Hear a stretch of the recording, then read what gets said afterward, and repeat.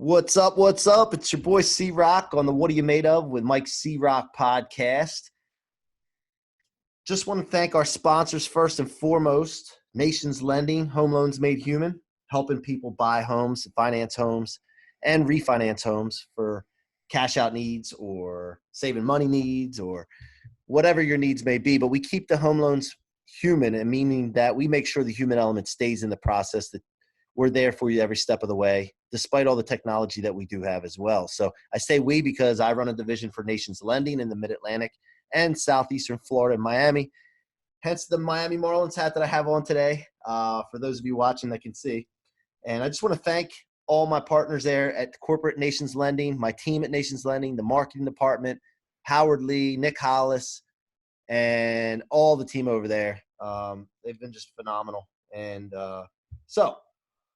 with further ado, I want to introduce our guest today. And by the way, for those of you listening for the first time, this What Are You Made Of podcast, the What Are You Made Of movement, is about sharing your story from your past or stories that have inspired you or that you've used for busting through barriers, getting through tough times, or when things are going great, busting to the next level, which everybody should be trying to do.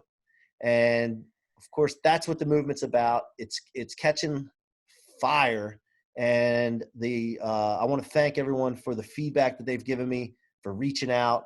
I want to also apologize on here as well that I can't respond to every single person. I'm trying to do my best. It's a little overwhelming, the response that I've gotten with this, and I just want to thank all of you for all of your support for that. And but my guest today, I first saw when he was interviewing on his podcast, Grant Cardone and Elena Cardone. But my guest, Kim Barrett, is a world-renowned $1 million marketing strategist with a focus on Facebook. Kim is an international speaker and trainer, having taught marketing around the world and helping businesses grow from 6, 7, and even 8 figures. Kim is the founder and CEO of Your Social Voice, or YSV, an Australian-based digital marketing agency established in 2015. YSV helps businesses get heard on social media, and most importantly, build engagement, generate more leads, and more sales. Kim, welcome to the show, my friend. Man, thank you so much for having me. I appreciate it. Hey, listen, to the listeners, Kim right now is in Australia, and they are dealing with wildfires. First of all, our prayers and thoughts, they've been going out to Australia and Australians, and to you as well, my friend. And it's very early where they are. What time is it where you are right now? 5 a.m. 5 a.m. So, hey, we got him up before the sun, hopefully, and just so he has a great day going forward. But I just want to thank him for coming on despite all of that. And, look, Kim, everybody's got a story. We want to hear what you're made of. What's your story? Oh, man, there's so many stories, man, so many stories. But look, there's a couple in depending on where I go. Stop me wherever I go. Let's go, man. Wherever you want to go. No like limits. I'll share one, which is the kind of what really got me, or like 2 little ones that got me started, and then I've got a couple of like adversity ones as well, which I think always good to get the truth in there, because and that's why I really like your podcast. When I went and checked it out, is because a lot of people like to share, especially when it comes to social media and whatnot, like their highlight reel. It's like and everyone compares their worst day to everyone else's best day, right? When you see it on social media. And I really think that sharing the adversity is what actually helps people grow. So that's what I love.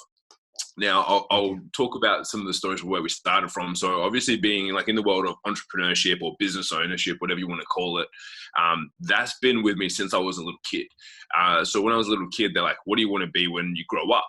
And I was like, everyone else is like firefighter, policeman, astronaut, and I was like businessman. That was like what I wanted to be. I don't know why, but I always I think it was like when I turned 6, like my Christmas gift that I wanted was like a briefcase. I don't know why I wanted a briefcase, but I was like, I want a briefcase, and I envisioned myself like flying around the world doing business. Not in the way that I am now, because I didn't really know that this whole world existed then. I was like, I've got, thought it was going to be in like maybe like management consulting and these sorts of things. I didn't really know that, you could build it. Like when I was younger, the world that I have, digital marketing was not a thing. So, everything changes so fast. Right. So when I was a little kid, that's when I first started doing little pieces of business. So Pokemon, when I was like at primary school, was the big thing. Pokemon came out and it was going crazy. So we used to have the like little 3.5-inch floppy disks. Yep. So what I managed to do is, because I've always also had a pretty close affinity with computers, like my dad would always have computers and he loved technology. So I was like, oh, I wonder if I can download, like there was a Pokemon game, Pokemon Red. I was like, I wonder if I can get Pokemon on my computer. So I went and downloaded, figured out how to do it, and started using, it wasn't Google then, I think it was like Ask Jeeves or Yahoo.com or something like that. I was like searching for this stuff. I remember that. And I found this downloader and I downloaded Pokemon Red. And then it's like, do you want to save it to your computer? And I was like, yeah. And I was like, if I save it to my computer, I wonder if I can put it onto these floppy disks. And it let me. And so I was like, well, now that I have this, I've got Pokemon on these discs. I wonder if I like take these to school, will people buy them from me?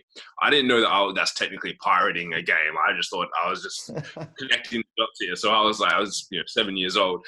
So take these little floppy disks to school, sell them for $2. Hold on. By the way, the statute of limitations is up, so you're good, I think. Yeah, I've been sharing the story a little bit. So I played ignorance on that one. So I would just take this little disc to school and start selling them out and seeing if people would buy them. And heaps of people bought them. I made like $50, which for me was really big money at the time. Until then, the principal came and was like, "You're not allowed to do this because of this reason, this reason, this reason." And I was like, right. fair enough. All right, yeah, okay, yeah. I'll cut my business down. You know, it was insanely profitable because floppy disks were like $1 for 50, and I made $50 off of them. So that was it was good times. But it kind of gave me like a little bit of an inkling into like business, into just how people act and when they want something, they're willing to buy it. They don't really, it doesn't really matter who they're buying it from or how they're buying it. If they want something bad enough, they'll go and get it. So that really gave me a good inkling of like a bit of business. And then that, like, if we fast forward a few years, I then started transitioning into the world of advertising. Like when I was about 15 years old, again, I didn't really know that was the case. But when I was 15, I used to actually breed and sell aquarium fish. I've done some like really random stuff, right? So aquarium fish and tropical fish is like $1 billion industry in every country that it's in, like multiple $1 billion industry. It's huge. No one really knows about it. When I say it, everyone kind of gives me a weird look. But I had like literally 40 fish tanks in my back shed at my dad's house, filled with fish. We'd breed them, sell them around Australia. It's kind of random, but it was good fun and it was interesting. So cool. I used to work on a forum, right? So we have, like, before Facebook came out, there was like forums for any sort of information that you wanted. And we had this one, and I got to become a moderator on it and then admin of it. And they're like, man, we're running out of money to cover the cost. And I was like, what do you mean? Like, what cost? We just have a forum. And they're like, well, there's server costs, there's email, there's this. And it was pretty expensive because it was a big site. So like, we need to get sponsorship. Can you help us get sponsorship? And I was like, of course. I was like 15. I was like, yeah, I can figure anything out. And then I was like, Google, like, what is sponsorship? And it's like, okay, cool. So they need to give us money. So I was like, what? So I came back to them. I was like, what? Like, what? Why would people give us money? And they're like, well, we get, and I forget the numbers at the time, but they say we get 50,000 hits per month that are all people that want and have aquarium fish in Australia. So I was like, okay, that makes sense. So they will give us money because we have these people coming to us that will potentially buy stuff from them. Yeah. And then we're like, and that we'll give them a little banner at the top of their website. Right. We've got 10 slots. And I was like, okay, cool. So it was like about probably midnight to 1 a.m. and I had school the next morning at 8 o'clock. So I was like, wrote this email, and I didn't individualize it. I just like BCC'd everyone. I got like emailed myself and then BCC, like went and just looked at every single online fish shop in Australia, or like aquarium products or whatever it might be. I wrote an email and I was like, hi. Didn't even use their name. I was like, hi. I was like, we have 10 spots available on our website. Didn't know that I was using assets of like scarcity and everything like that I know now in the world of marketing, because we literally had 10 spots. So we have 10 spots available on our website, and it is $4,000 for a year of either cash or gifts, like gifts being like products that we can use for raffles and stuff like that to raise money ourselves. Here's a screenshot of the traffic that we have hitting our website every month. Here's a link to our PayPal.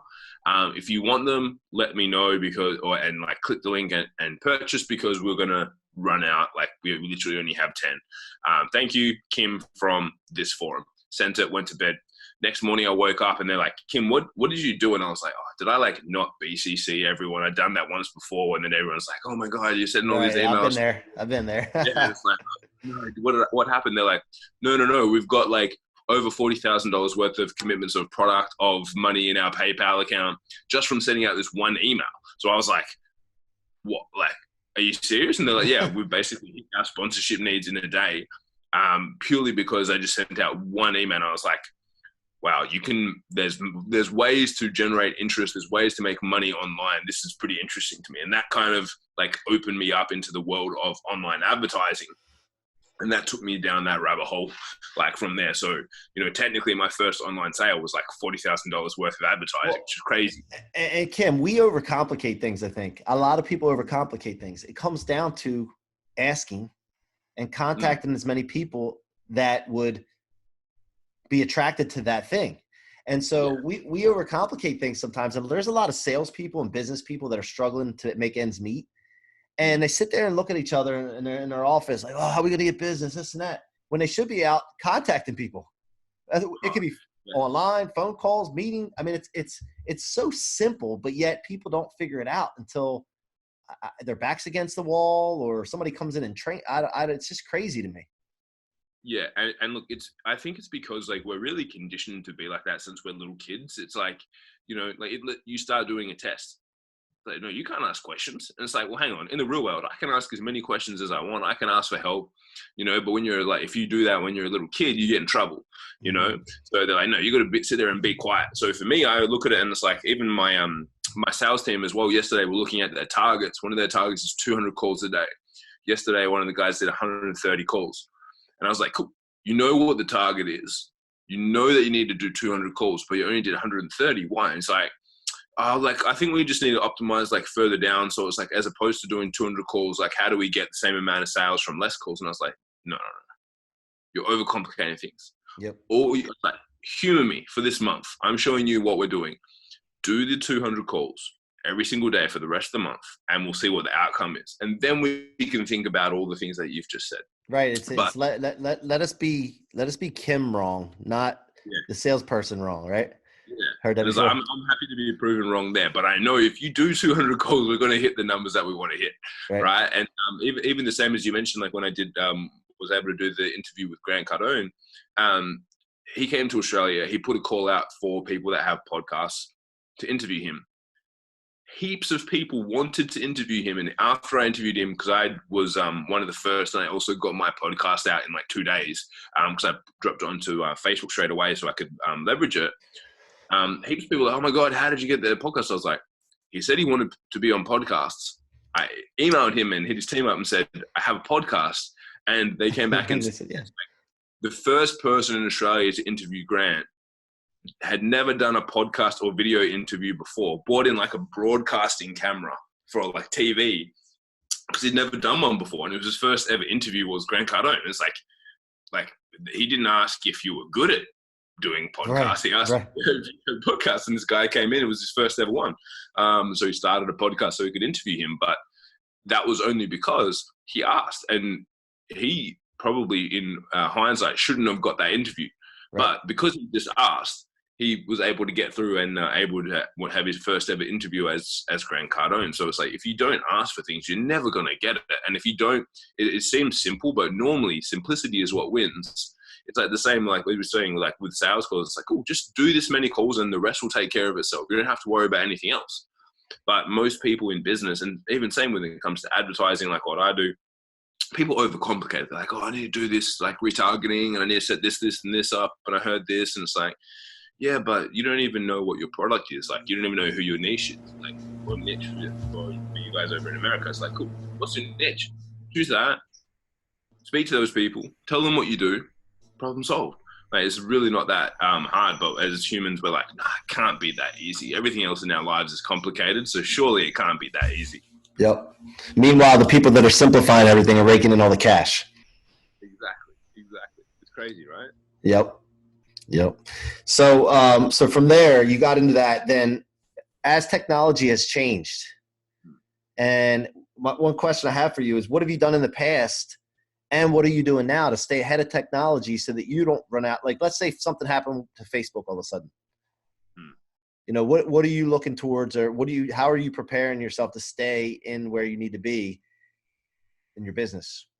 It's a great question. Look, that's why I've changed a lot of things. So I'm doing my podcast and a ton of different stuff, because my positioning strategy now is, at the start I had a mentor who was really good at Facebook ads as well. So we would go head to head a lot, being like, he's like, I'm the number one Facebook marketer. I was like, no, I'm the number one Facebook marketer. I was like, well, I actually don't want to be known as that, because if Facebook burnt to a crisp tomorrow, that doesn't have great standing for me for the rest of my life.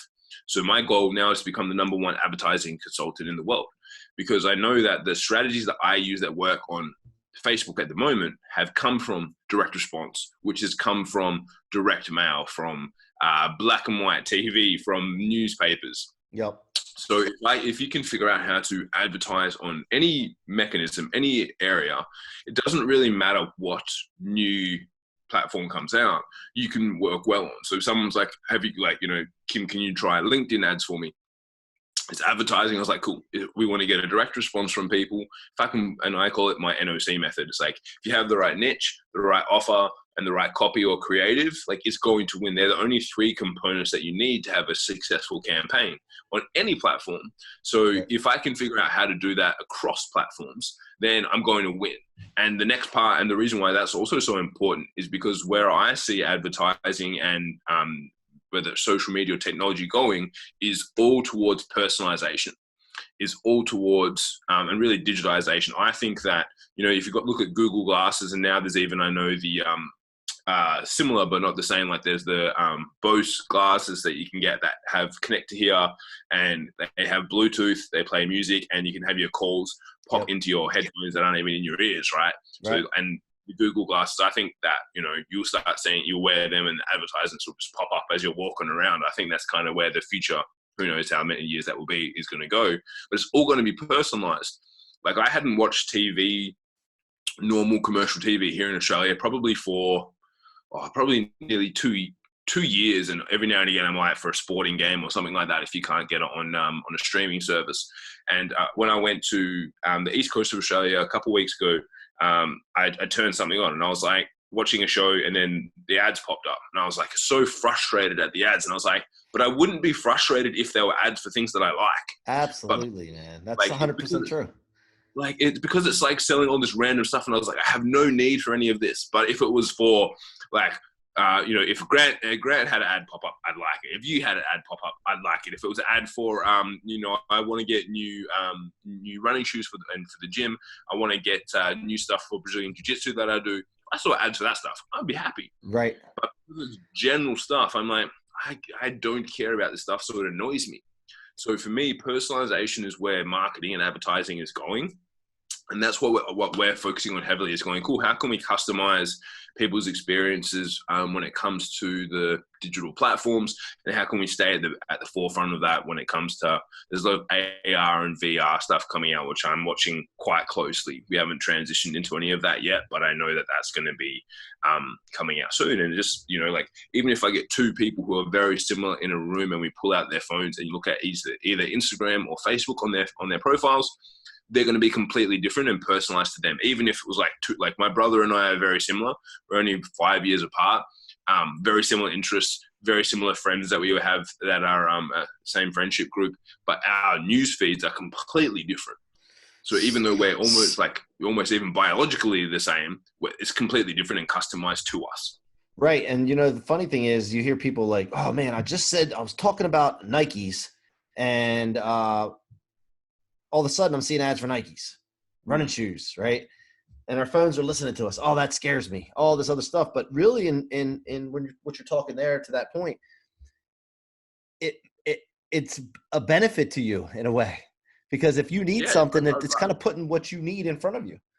Yeah, right? It's like, I would rather have that than getting ads for K-Swiss if you were never going to buy K-Swiss shoes. Right. And the funny thing is, right, and this is what the freaky part is about being like predictive and also personalization, is because we use social media and we use digital media so much, is that when you think that like your phone is listening to you, the actual thing that they do is actually much scarier, right? So technically speaking, and this is how it works if you look deeper into it, is that once you create a profile, they create a little avatar. Imagine like a little voodoo doll of you. And it trains and trains and trains, and it gives it all the information that you have. And it's actually not listening. It's actually predictive that at that point in time, you will then have a conversation and be interested in Nike shoes based on all the information it has on you. So unless you've gone to a website, if you've just had a conversation externally, and look, they've technically meant to say that there's no recording device to plug into profiles, but it's meant to be like a predictive avatar based on your entire life that's been on there. For most people, that might be since 2007. So that's 13 years of information that they've got. They know that Kim and Mike are going to have a conversation about Nike shoes, and Mike wants to buy them with this little doll. It's crazy. So it's not that they hear it. They know you're going to talk about it before you even do it. That's I didn't even think about that. That's crazy, man. Yeah, that's the freaky part. I remember there was one where it was like based on and it was a new delivery system, but they were tapping into some of that stuff, and it was like based on the profile. They knew that this one of their management team's wives was pregnant, so they sent them this like special gift bag. They're like, no, we're not pregnant. A week later, they went to the doctors and did a test, and they were pregnant. And Get the frick out of here, man. That's crazy. Yeah, that's crazy. Wow. So let me ask you a question. So adversity in your past. What is something that you said there's so many stories, but give me a story about that, some time where you, whether it was rock bottom or just some adversity, the one thing that comes to your mind that you got through. And then now, again, I talk about this all the time. Everything we go through in life, good or bad, is a training session for our future. And I'll beat that into oblivion and keeps talking about that, because if people can wrap their heads around that, when they come across adversity, if they think in their mind, okay, training time, let's go. And that's what I do a lot of times, man. If something's piling up on me and it's one thing and then it's another, or something gets really bad, I'm like, come on, man, bring it on. Let's go. Because I approach it the same way I did sports, the gym. When I'm at the gym, man, I work out with intensity. If it's burning, I'm going to push harder, man, because I know as long as I don't die, I'm just training and getting stronger. So if we could wrap people's heads around. So I want to hear something from you on what you, just an event or sometime that happened to you. Yeah, look, I'll talk. One of the very first ones is like when I first started my business, I was actually previously was working full time. I worked in a lot of different places. I worked in accounting, IT, grain trading here in Australia, all around the world. So I worked on some cool stuff, but it didn't really give me what I wanted. And a lot of them were like just not the stimulation that I wanted. So a friend of mine, who's now my brother-in-law, started a business and was teaching people how to become certified in NLP. So neuro-linguistic programming. And I was like, this sounds cool. I went and did the course. It was great. And I was like, cool, I'll help you market this. And I'm also going to start my own marketing business, because I was like, I can do Facebook ads. I hope you grow it. And I'm going to start a marketing business at the same time. He's like, yeah, cool. He's like, I can pay you, I think at the time it was like $200 a week. So I was like, cool. Of course, I was like, super confident. I was like, of course I'm going to get more clients and they're all going to love me and straight away start paying me. Of course, It's just going to happen, right? Right. That's a good way. That's a good way to think. Yeah, exactly. So I just didn't think about the time frame, but that's another story. So I like, as that started happening, I was like, cool, I quit my job of where I was earning a pretty decent corporate salary, and I had all of the expenses that went with that, from like accommodation, cars, credit cards, all that sort of stuff, and started earning $200 a week. And it probably took me till I started getting clients, till I started getting traction, probably took me nearly a full year for that momentum to start. So that meant like in that time when I was earning $200 a week, it's like everything for me was going, like bank accounts, like going, credit cards going, like everything kind of piled up on me. But I knew that I could get through it. I knew that I would be able to get that. And it literally took me that full year of like struggling, of pain, of adversity. And I kept going, because I was like, look, luckily, and I said, the thing that I said to myself is like, I live in Australia. It's pretty lucky. We don't have we don't really have much I would say like negative things here. I was like, worst case scenario, if I really needed to in Australia, we have, I think it's, I don't know what it's called in America, but we have a thing called Centrelink, which is like, even if you were unemployed, you can go there and they'll give you enough money to pay for your rent. So it's like, you know, if I lost it all, I could go in and be like, look, I need to go and get a job, because again, I had a lot of skill set that I was like, look, I could go get a job anywhere really if I wanted to. Right. I said, if I have to, I can go do something else. But if I don't give it my full shot, like if I don't give it 100%, that'll be on my deathbed. I'll be like, what if you did this? Like, what if you did start your own business? Like, what if that actually worked?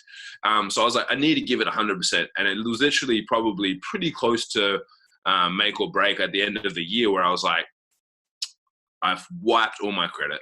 I have no money. And then I remember, like, I got a sale, and I was selling and doing some affiliate marketing at the time as well for another person's product. So I was marketing that on Facebook, and it was like December, and it was like December 12th, and we were breaking on December 14th. And breaking when you have your own business means that some of your clients go on pause, which means you don't get paid. So I was like, oh, this is probably going to be. How long ago was this? This would have been 6 years ago, because I started my business 5 years ago. It's our 5th birthday this year. So it was 6 years ago in December, and I got it, and I was like, December 12th, we're just about to close down, sitting at a cafe working, because I couldn't afford an office and I didn't want to be at home at that time. So sitting there working, and I got an email notification. It's like, you got a sale. I turned to my brother, and I was like, because he was working with me at the time as well. I was like, I got a sale. And he's like, oh, how much for? And I was like, look, man, even if it's $100, that means I've got enough money to buy mum and dad a Christmas present, and I've got enough money to eat until after the holidays, because I can kind of lounge around their house. Christmas goes for a couple of days anyway, right? It should be okay. There'll be plenty of food there. Open it up, and it was $8,000 commission check. And I was like, turned to him, I was like, bro, I was like, this is, I was like, this is so good. And I showed him, I was like dancing around the cafe, and I was like, cool, that means that like suffices me. That helps me pay down some debts. That helps me pay for everything over the next, like, really 2-3 months. So straight away from there, I jumped online. As soon as I got that, like, I've got the notification, I haven't got the money yet. I jumped online, and I was like, cool. Now I know, I was like, this year was terrible. This year was really bad for me. So I was like, and I always had known the benefit of a mentor. I'd listen to, you know, every day when I used to live about an hour and a half away from where I worked. So every day I'd have, not podcasts at the time, I had Tony Robbins CDs in my cars, had Jim Rohn, Zig Ziglar, all of the greats. And I was like, I know you need a mentor. So I literally started looking. I looked up like Russell Brunson, and a couple of other guys at the time, and some of them were in America, and they didn't get back to me because I was like just a 20-year-old kid from Australia. So it probably didn't seem like a very legit application at the time. Or 24, I think it was. So I applied and to my mentor, who's still my mentor today, and I said, hey, look, I need help. I've just seen that he literally had just started in December taking applications for his first ever mastermind. I was like, I want in. And then his sales guy called me up, and he's like, oh, it's $2,000 per month. And I was like, cool, no problem. And he's like, so I need a credit card to help you get started. And I was like, look, I want to do it. And he was doing like lots of sales tactics to get me locked in. I was like, look, man, I'm in, and I can give you a credit card, but there's nothing on it. Like, you can try and process it once, but it's going to bounce. Like, I'll give it to you. I have no problems, no qualms in giving you this. I literally just made today $8,000. It's not going to hit my account for probably 3-4 days. As soon as it does, I'll tell you, and you can process it. If you want a card, no dramas, you can have it, but it's not going to give you any benefit today. And he's like, okay, I'll still take the card. So he took the card details, wrote them down, and he's like, look, I'm not going to call you. You call me when the money hits, and if you're in, you're in. So I called him as soon as it hit, and I was like, yeah, man, process me up, I'm in. And then that's when I started trying to, like, hitting more momentum, because he'd already done a lot of stuff for advertising agencies, and I knew that it was going to help me out. So that was my make or break. And as soon as I did, I was like, cool, 2,000 is going straight into this to help me learn how to do this better, learn how to bring, because I was really good at helping clients and going, cool, like if you said, Kim, I need your help, I was like, great, here's what to do, Mike, rock this out. But for me to get people to come to me to give me money for my services, I was like, and obviously it's like, it kind of silly now, you're like, just do the same thing you did for your clients for yourself. but I was like, I don't know how to position my offer, like to get people, like for most people, when it's a product or service that's not marketing, I was marketing, which is pretty hard. Right. And it's like, but marketing anything else, I was like, oh, this is easy.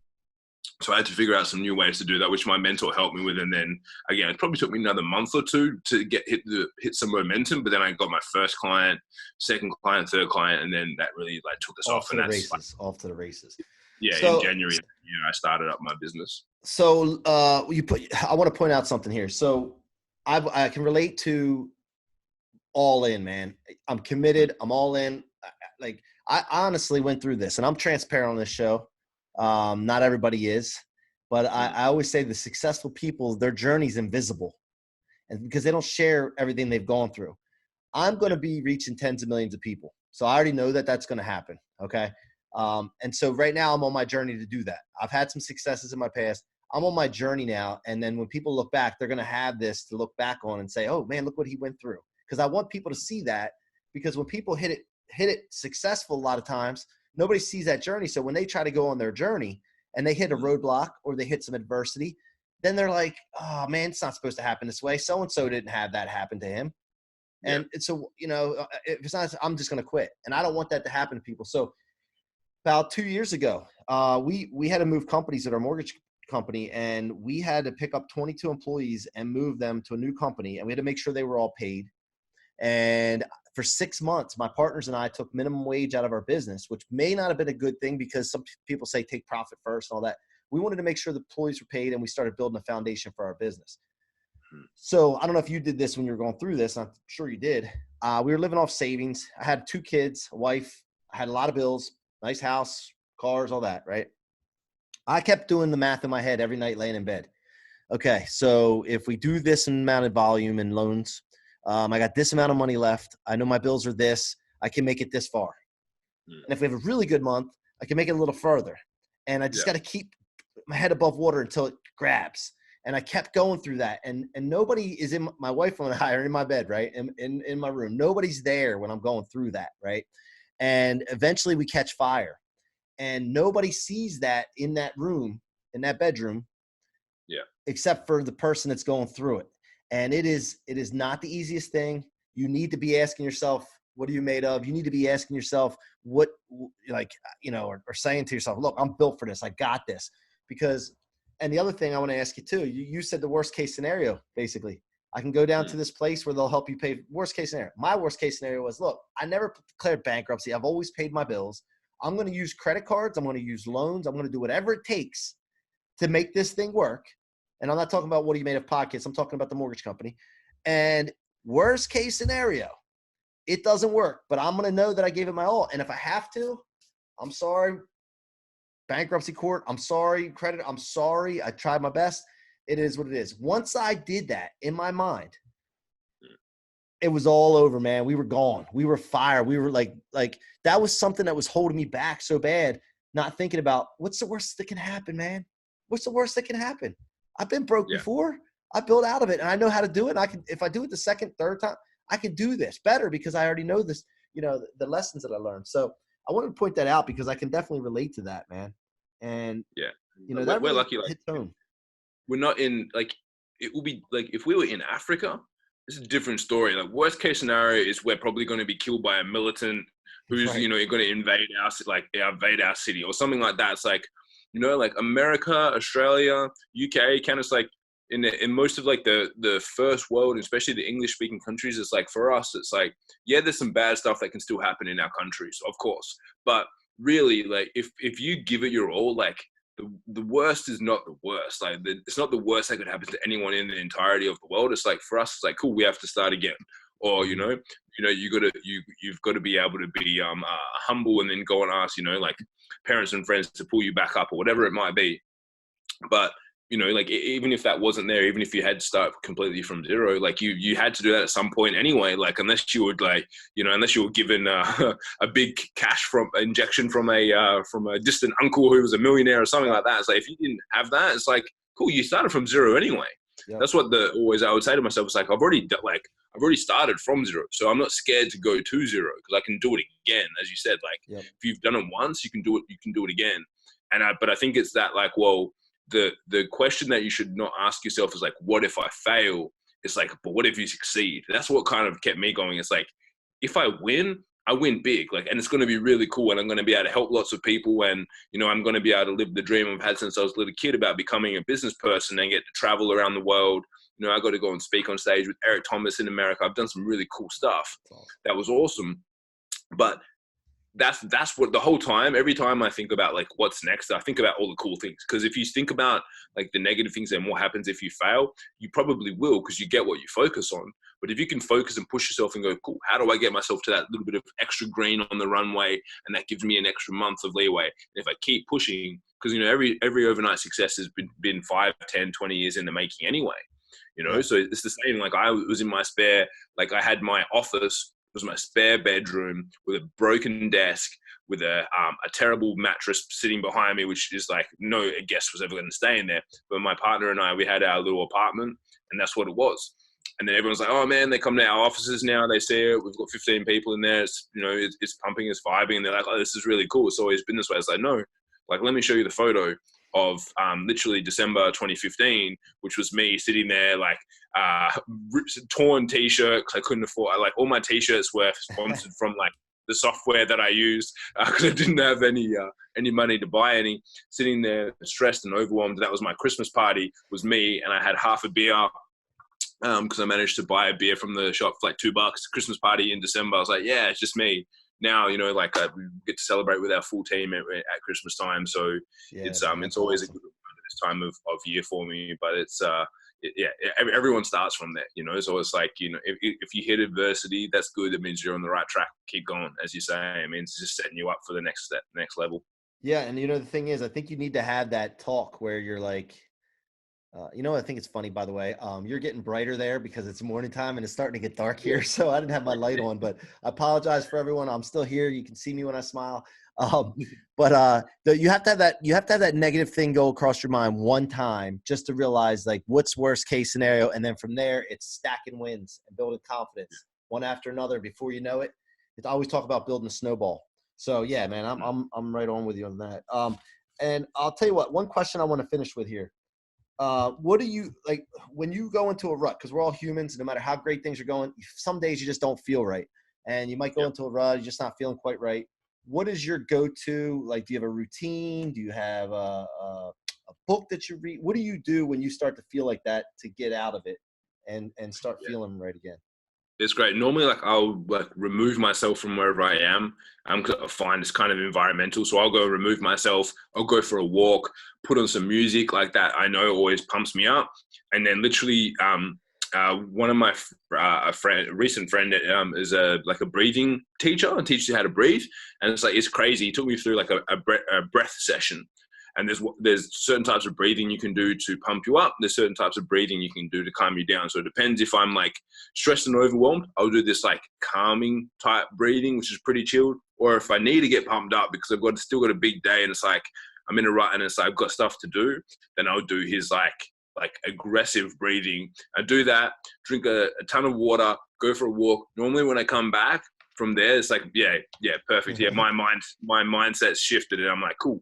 I can go back into it. But I know if I sit there and stay in the, like literally like in the rut, like if you get into a rut and you stay there, it's because we choose to. Yep. I'm a big advocate that we get to choose what we want to do. So it's like, cool, I choose to go remove myself, get pumped back up, and then come back in at it with a fresh eyes and a fresh body and just, like get lots of fresh air into me, lots of water, and then come back. And by that time, normally my perspectives change, like don't walk around the block. Put on my headphones. My cousin does Aussie hip hop, so I put on one of his songs, which is good vibes to jam to. Aussie hip hop. I've never heard of that before. I'll have to get on to some of that. Oh yeah, you have to check it out. I'll send you some links of some good ones. Okay, all right, I like that.